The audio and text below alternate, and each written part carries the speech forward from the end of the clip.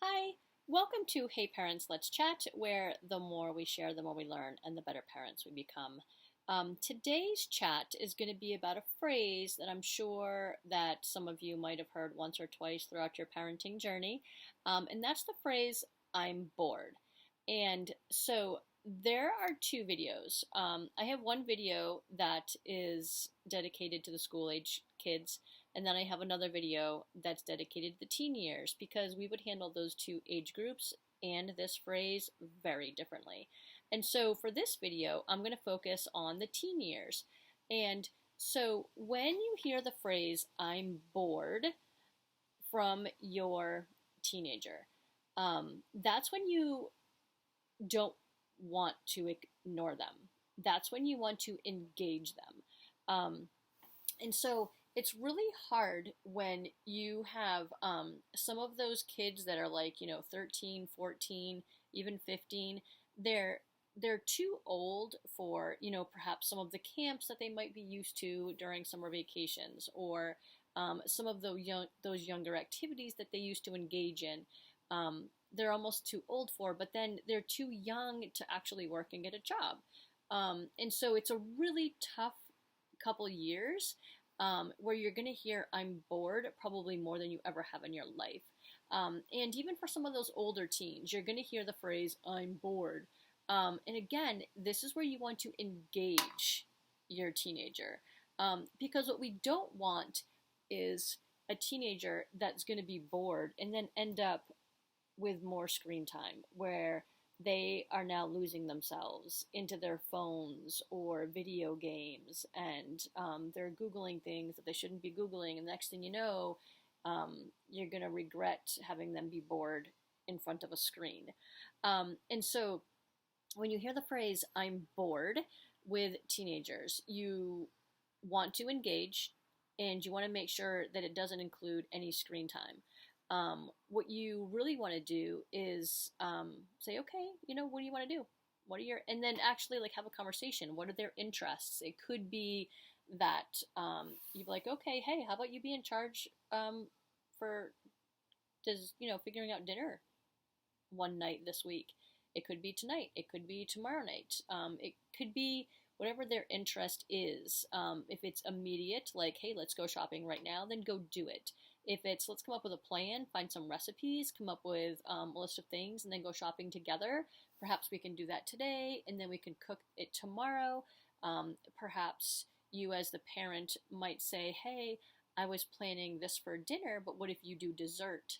And get them interested. And so you're spending time with them, talking about it, planning it, going shopping for it, and then actually doing the cooking.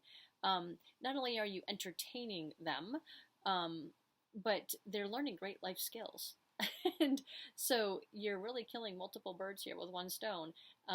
And so that is just one example. And again, talk to your teenager when they're bored and find out what they have interests in.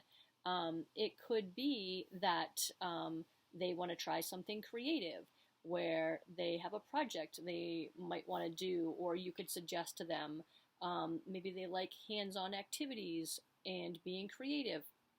My daughter, a couple years ago, wanted a garden, and she made a garden out of cement blocks. And so she figured out how to do it. We went to Lowe's or Home Depot, and we've got the cement blocks, and she still maintains that garden to this day.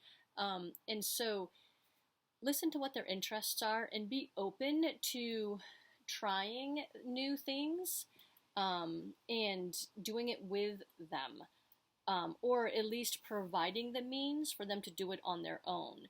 So for instance, my son, for several years, when he was a young teen, wanted to go fishing. And so I spent hours, not all at one time, but over weeks, driving him and his buddy around to different fishing holes. And we would just find a fishing hole, stop, and I went everywhere with my lawn chair and a book, where I just pulled out my lawn chair and a book, and he and his buddy went fishing. And so it could even be, like, let's say, for instance, he wants to go, or she wants to go and practice playing catch with some friends. You might take your teenager and a couple of their buddies to the local field where they might play wiffle ball, or they might be playing, a pickup game of basketball, or whatever sport they're interested in. And they're off on the field, and you've got your book and a lawn chair. And so, again, you're taking care of multiple needs.